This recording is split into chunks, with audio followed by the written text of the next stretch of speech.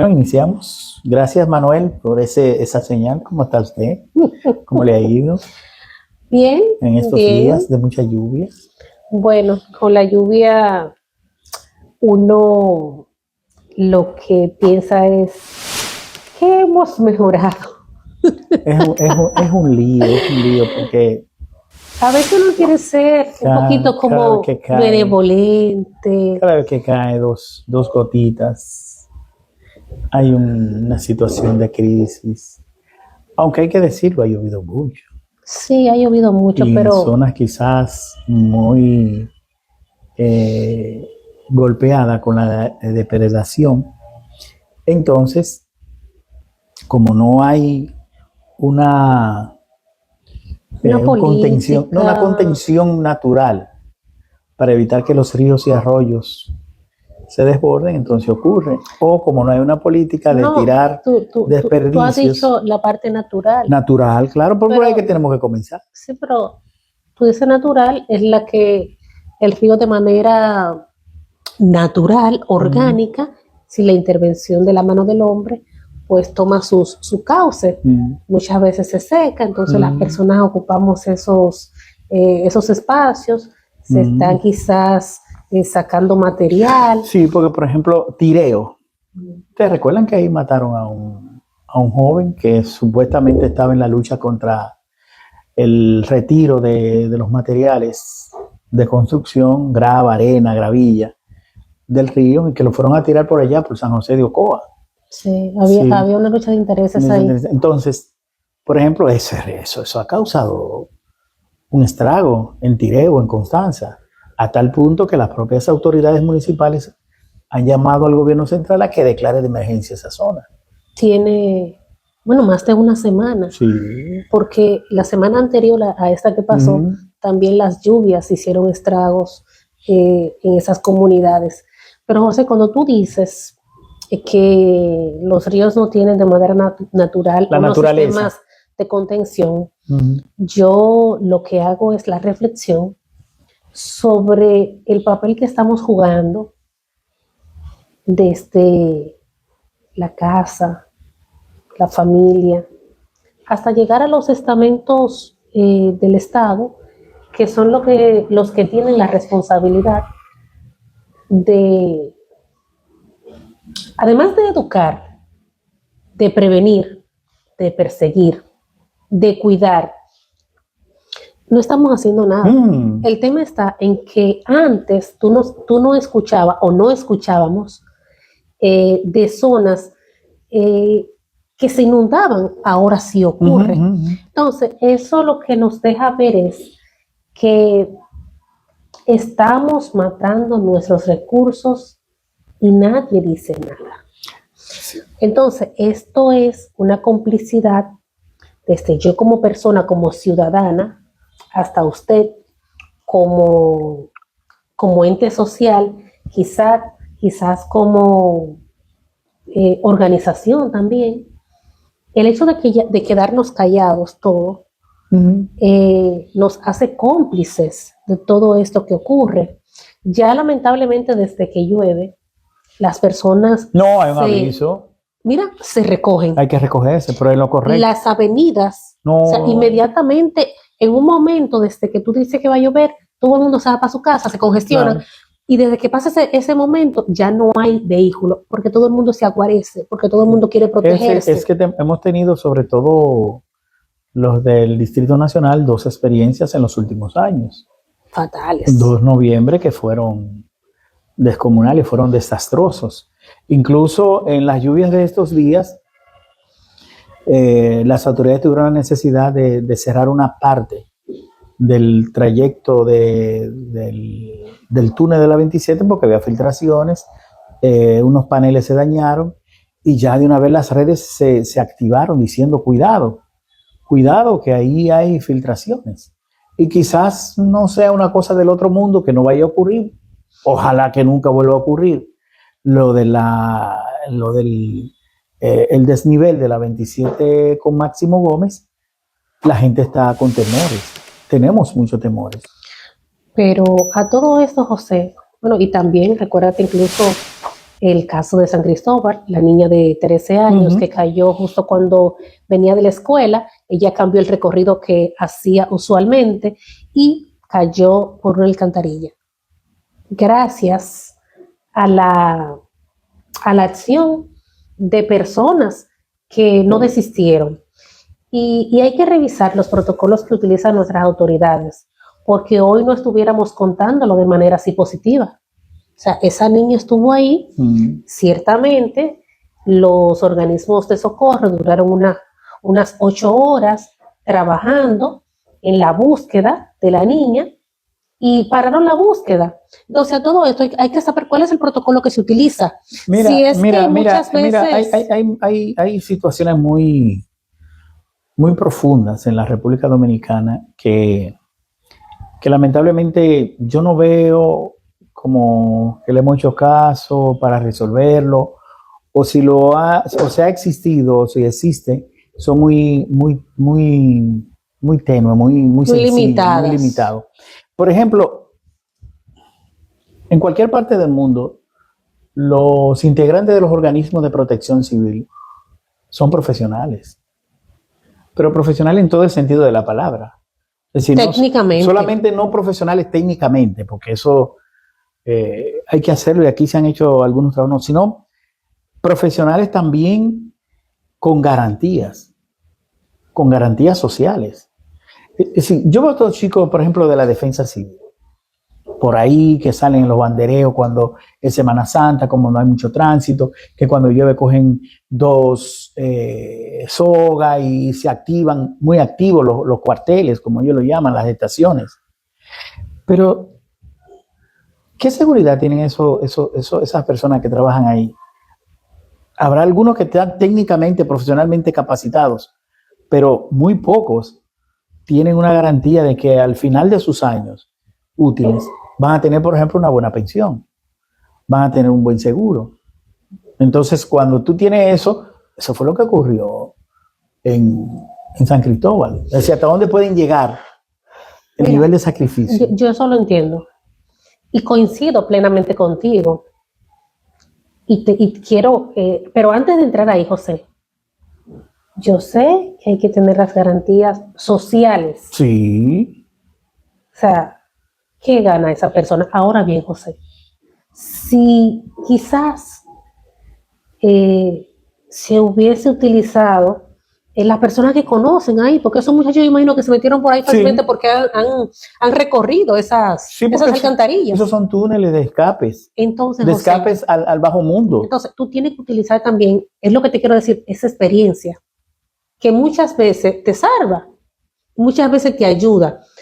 Pero entonces sí, yo coincido plenamente con que nuestros organismos de socorro, esas personas que están día a día ahí, comenzando por los policías, los bomberos, los guardias, nuestros médicos, defensa civil y todos esos organismos de socorro y emergencia, señores, que sin esas personas un país no funciona. Pero yo digo, por ejemplo... Entonces, cuando yo te entiendo. Esas son las personas que deben ganar como políticos. ¿Sabe por qué? ¿Usted sabe por qué? Porque esos son los que lo salvan a usted, al político, al empresario, al niño, a la mujer, al hombre, al anciano, a todos. O sea, el bombero, ¿cuánto gana un bombero? No, eso es una miseria. El miembro de la defensa civil, nada. ¿Cuánto gana? Un policía, ¿cuánto gana? Nada. Un guardia, ¿cuánto gana? Los médicos dentro de ese rango, señores, son los que mejor ganan, pero no ganan lo suficiente. No ganan lo suficiente, ¿saben por qué? Porque no ganan igual que un diputado y un senador. No. O igual que un ministro o un director no están de una institución. metidos en mafia. Entonces. Y no lo sé. Entonces, la revisión social que nosotros tenemos que hacer es esa. Aunque esas personas, el director del COE dijo que los iba a cancelar.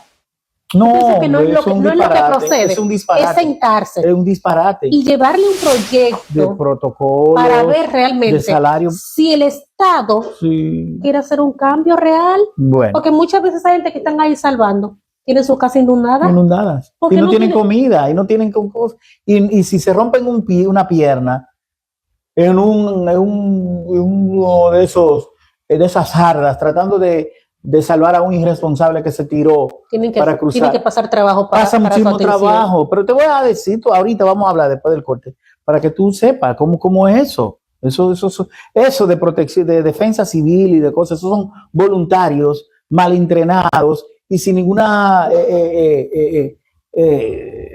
atractivo. Vamos a ver. Sí. Bueno, Bueno, Manuel, gracias. Señores, recuerden seguirnos, compartir, pero sobre todo activar esa campanita para desde que nosotros subamos el programa, ustedes estén atentos. Manuel, te la puso difícil, Manuel.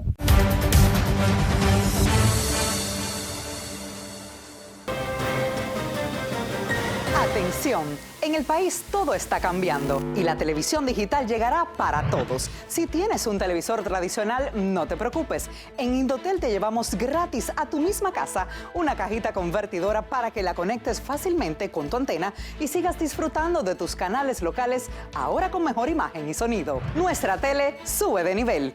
Muy importante, recuerda que la cajita es gratis y es una por familia para que todos tengamos la oportunidad de disfrutar de televisión con calidad. Entérate de cuándo estaremos por tu comunidad a través de nuestros medios de comunicación. Recíbela con tu cédula y recuerda, de la antena a la cajita, la televisión digital llega para todos. Instituto Dominicano de las Telecomunicaciones, la tecnología al servicio de la gente.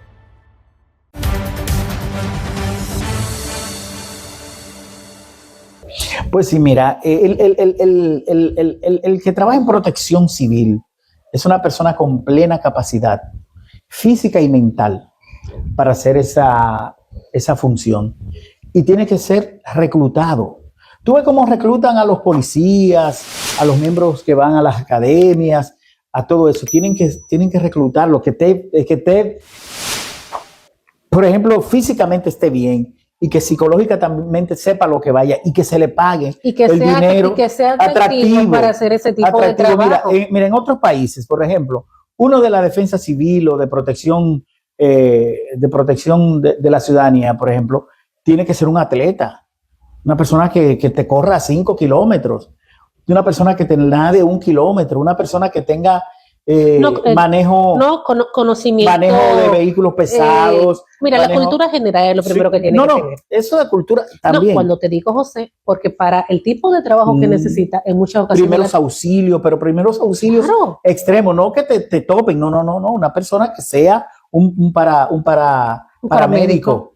Entonces todo eso, y que esa persona diga, yo quiero ser de la defensa civil, no solamente por voluntario, sino yo quiero ser, porque de la defensa civil yo puedo vivir, yo puedo mantener a mi familia, yo puedo seguir estudiando, yo puedo comprar o sacarme una casa, yo puedo decir, al final de mis años, me pensionaron, como la defensa civil o como el COE o como los bomberos, con un buen dinero, pero eso no existe aquí. Lamentablemente. Yo quisiera saber que Juan Manuel Méndez y que Chalas y que digan en qué están entrenados esos muchachos, porque yo los veo muy jóvenes, algunos, muy jóvenes, y otros muy ya con cierta edad. Lo que pasa, José, es que... Como es voluntario. Pero fíjate,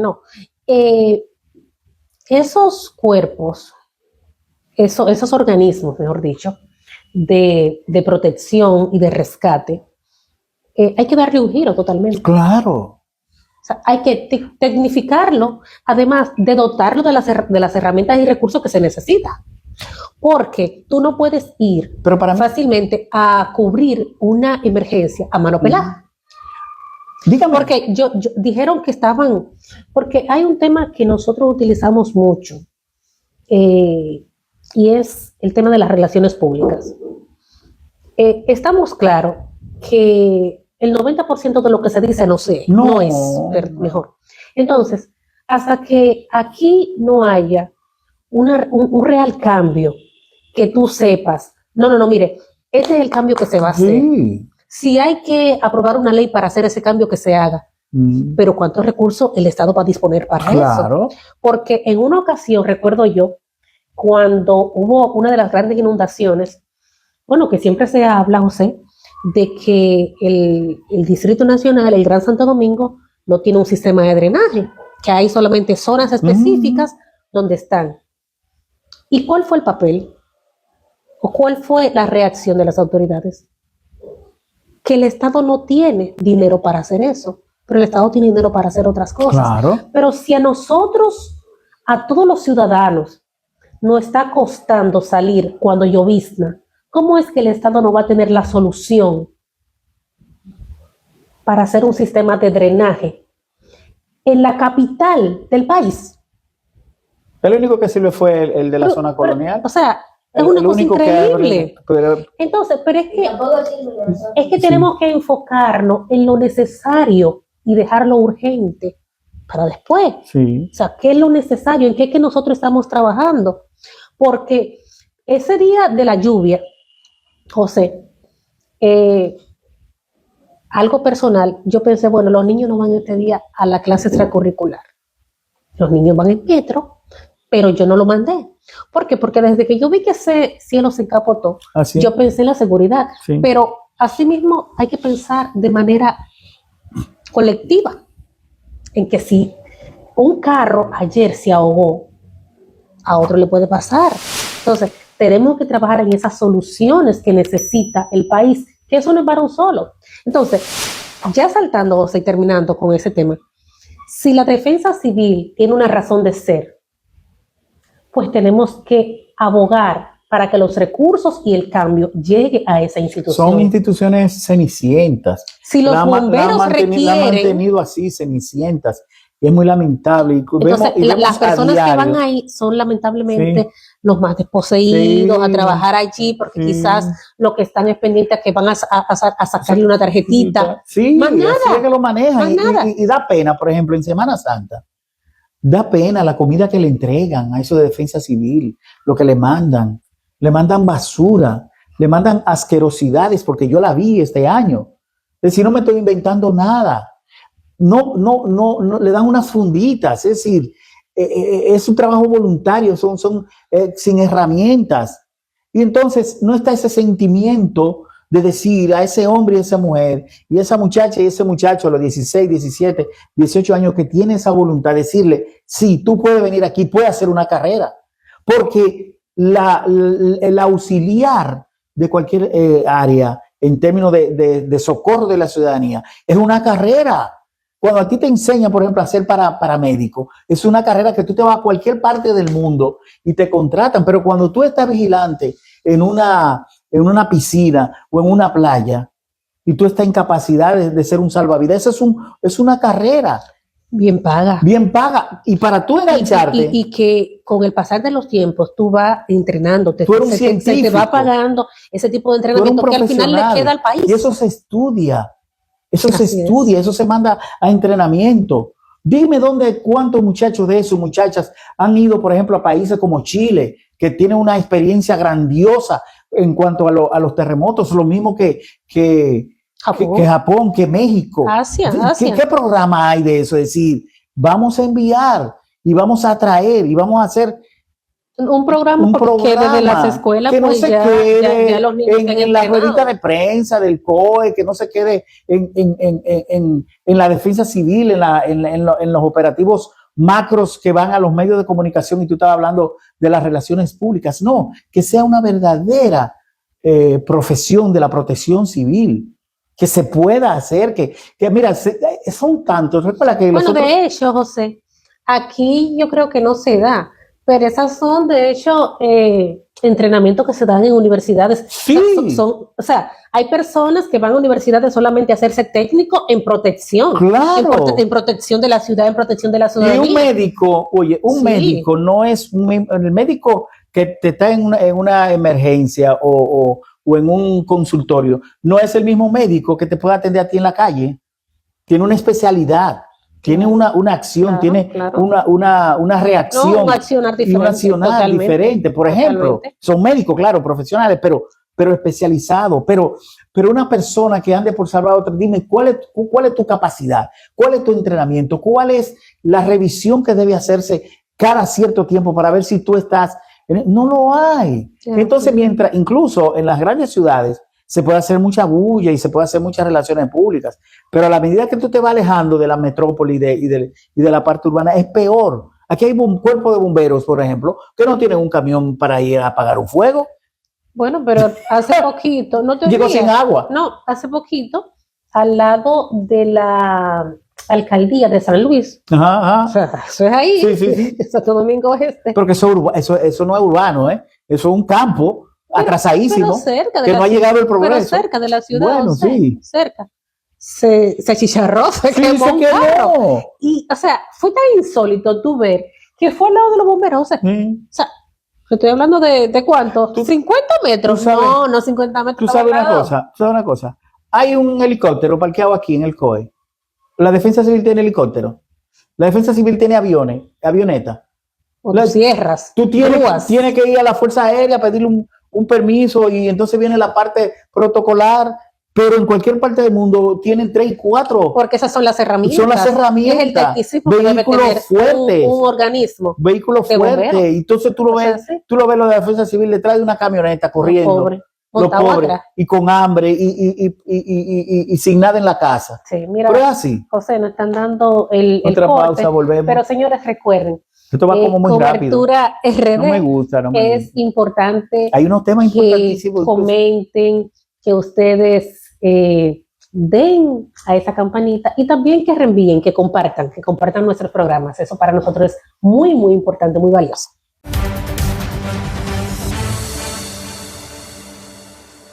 Bueno, madre, no tomamos más de la mitad del programa hablando de las lluvias y de las consecuencias y de todo este problema y todo este programa de prevención.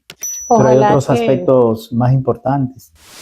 Bueno, hay otros aspectos también importantes. Y sí, el tema de la reunión, justamente lo teníamos ya un poquito dialogado la semana pasada. Este encuentro, que de lo que ocurre uno se entera de mínimas cosas, porque generalmente también hay un tema de relaciones públicas. Y bueno, los 4 líderes justamente políticos del país, Hipólito, Leonel, Danilo y Luis Abinader, eso habla muy claro de quienes tienen el control político del país. También habla muy claro de el papel que ellos están jugando con respecto a la crisis la actitud conservadora migratoria. Se aliaron a los más conservadores. Todos. Aquí bueno, lo que pasa es que ahí no hubo acuerdo, José. Sí, pero fue porque se habló de un comunicado en conjunto, pero ese comunicado es a futuro. Es de los temas que se van a fijar. Todavía no hay nada claro. Que van para una intelequia de institución. ¿Cómo se llama eso? El consejo. El CES. Sí, porque no, pero es que el CES de hecho ya no, 15 mesas, no ha tenido 15 mesas o 13 mesas. No ha tenido función en este gobierno. No, ni la parte eléctrica, ni la parte medioambiental, ni el agua, nada. No han hecho nada. Ni minero, nada. Pero arriba, los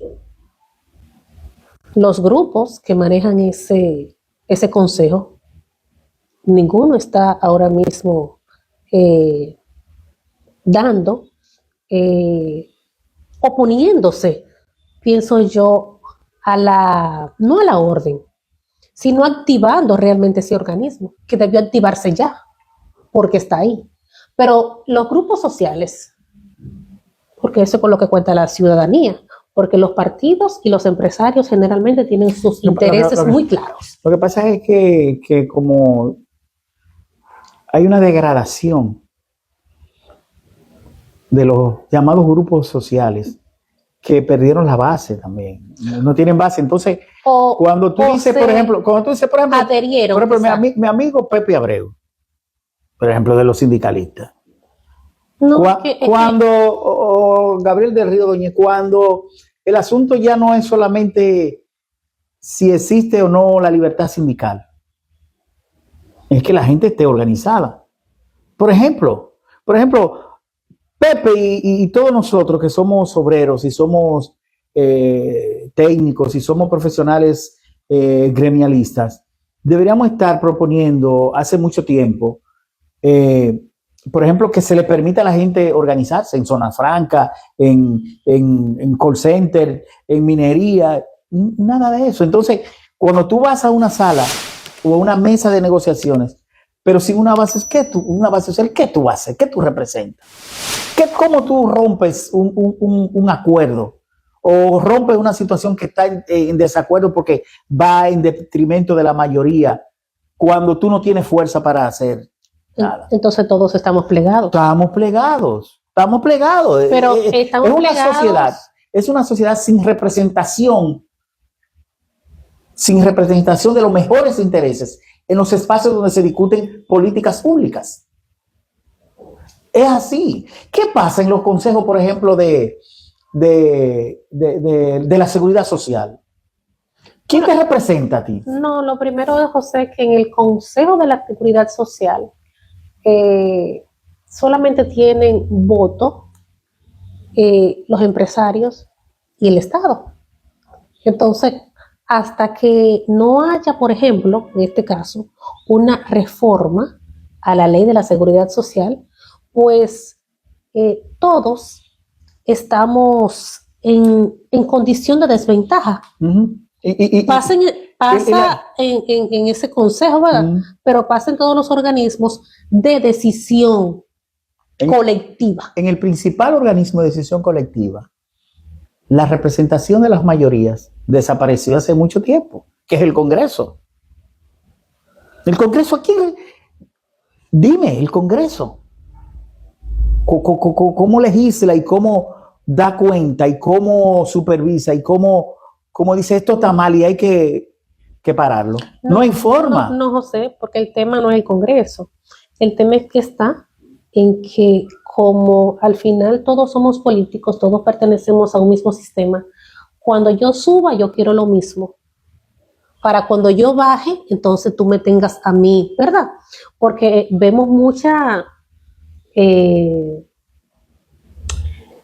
amaracos, ¿verdad? Uh-huh, muchos intentos, uh-huh. Pero todo se queda ahí. Uh-huh. Todo se queda en un intento, pero sin salirnos del tema principal.